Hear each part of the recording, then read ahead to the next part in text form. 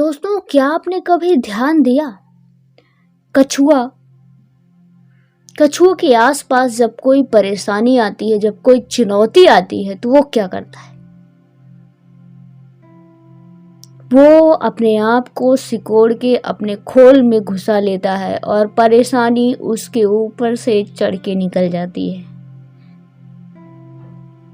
यानी कि वह उनसे दो दो हाथ नहीं करता, क्योंकि उसको पता है कि मेरा रास्ता यही है, इसी तरह से निकल जाएगी ये परेशानी। बहुत सारी परेशानियां हमारे जीवन में भी आती हैं, बहुत सारे चैलेंजेस आते हैं जहां अगर हम स्थिर बने रहें। बहुत सारी ऐसी चैलेंजेस आपको दिखेंगे आपके जीवन में कि जहां आप कुछ ना बोलें, सिर्फ कुछ ना बोलें और उसे देखें, थोड़ा सा धैर्यपूर्वक देखें, बस देखते रहें। आप देखेंगे कि कुछ ही दिनों में या कुछ ही घंटों में, कुछ ही मिनटों में वो समस्या सॉल्व होने लगी है और धीरे धीरे कुछ दिनों बाद पता भी नहीं चलेगा कि ऐसा कुछ हुआ भी था।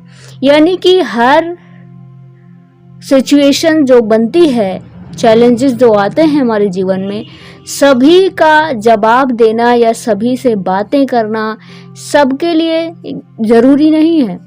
ये हमारी ऊर्जा को कंजम्पशन करते हैं, ख़त्म करते हैं। अगर हम हर एक परिस्थिति को उसी तरह टैकल करने लगे तो आपके जीवन का कुछ लक्ष्य है, आपकी ऊर्जा उन्हीं लक्ष्यों पर लगनी चाहिए जिससे वो लक्ष्य आसानी से और जल्दी से और बेहतर तरीके से पूरे हों।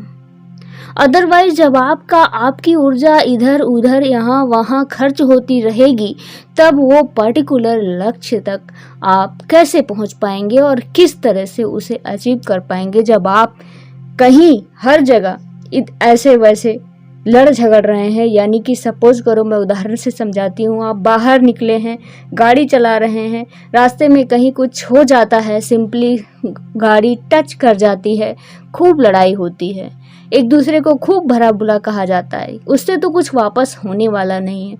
सिंपली आप जो है वहाँ पे मुस्कुरा के भी चले जा सकते हैं, जैसा कि बाहरी कई देशों में होता है कि जब एक दूसरे की गाड़ी टकराती है, दोनों उधरते हैं, एक दूसरे को सॉरी बोलते हैं, थैंक यू बोलते हैं, उसके बाद की प्रक्रिया जो होती होगी सो होती होगी। हमारे यहाँ जैसे लड़ाई झगड़ा नहीं होता है, तो वो लोग तरक्की कर रहे हैं, सही में तरक्की है वहाँ पे। और हमारे यहाँ क्या है कि हो गया तो ले, कॉलर से नीचे, मुक्के से नीचे तो बात ही नहीं होती, गाली ऐसी ऐसी देंगे कि क्या बताओ। तो ऐसे में ऊर्जा कहाँ जाएगी? तो हमें क्या करना है? हाँ ठीक है, अब तो वो जो घटना घटनी थी वो घट चुकी है, थोड़ा सा धैर्य भी होना चाहिए। देख सकें आप, इतना आपको जो है धैर्यशाली तो होना ही चाहिए कि उस चीज़ को हाँ मैं सहन कर सकता हूँ। आपके पास बहुत सारी शक्तियाँ हैं, अनंत शक्तियाँ हैं, बस उसे कुरेद कर जगाने की ज़रूरत है। वो सो रही हैं। आपको अफर्मेशंस के माध्यम से, ध्यान साधना के माध्यम से, रेकी हीलिंग के माध्यम से उन शक्तियों को, अपने भीतर की शक्तियों को जगा सकते हैं। और टॉलरेंस की पावर तो भर भर की है, ये शक्ति छोटी मोटी नहीं है। किसी व्यक्ति में अगर टॉलरेंस की शक्ति है तो वो जो है बहुत बड़ी बड़ी चीज़ें हासिल कर सकता है, सह सकता है, टॉलरेट कर सकता है, धैर्य बना के रख सकता है। पेशेंस रखने का मतलब ये है कि सामने वाले ने कोई तीर छोड़ा और आपने जवाबी कार्रवाई तुरंत नहीं की। ठीक है, उसने कुछ बोला होगा, आपने उसे बस सह लिया या उसको सोच रहे हैं, प्रतीक्षा कर रहे हैं, ठीक है, जाने दिया, लेट गो कर दिया। आपने उसे जो है वो नेगेटिव बोला था, आपने उसे नेगेटिव नहीं दिया, बल्कि उसके बदले ब्लेसिंग्स दे दी कि उसकी इमोशनल कंडीशन या फिजिकल कंडीशन अभी अच्छी नहीं है, जिसकी वजह से इस तरह मेरे से बर्ताव कर रहा है। मैं इसे आशीर्वाद देता हूँ, ब्लेसिंग्स देता हूँ कि ये बहुत अच्छी कंडीशन में है। वो धीरे धीरे उसकी परिस्थितियों में परिवर्तन आने लगेगा, वो अच्छा फील करने लगेगा। और आप चूंकि कछुए की तरह अपने आप को सेफ कर गए, आपके ऊपर से वो चीज़ें निकल के चली गई, आपको प्रभावित नहीं करेगा उसका वाक्य, क्योंकि आपने लिया ही नहीं।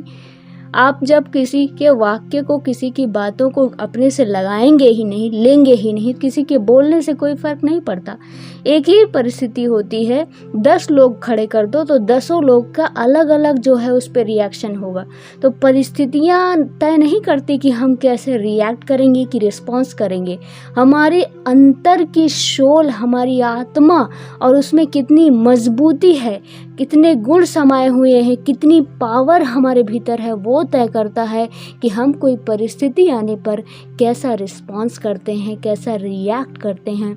तो हमें अपनी आत्मा को बहुत ही पावरफुल बनाना है, बहुत ही प्योर बनाना है, टॉलरेट कर सके, क्षमा कर सके, धैर्य बना के रखे, ऐसा बनाना है। तभी हम हर पथ पर आगे बढ़ सकते हैं और बहुत अच्छे तरीके से खुद तो आगे बढ़ेंगे ही, दूसरों के साथ भी सहयोग करेंगे, क्योंकि हम हायर वाइब्रेशन सोल होंगे। तो हमारे आसपास की जो आत्माएं हैं उनको हमसे कुछ मिलेगा ही, कुछ अच्छा मिलेगा, जिससे धीरे धीरे उनकी भी ग्रोथ होने लगेगी। Thank you so much for watching.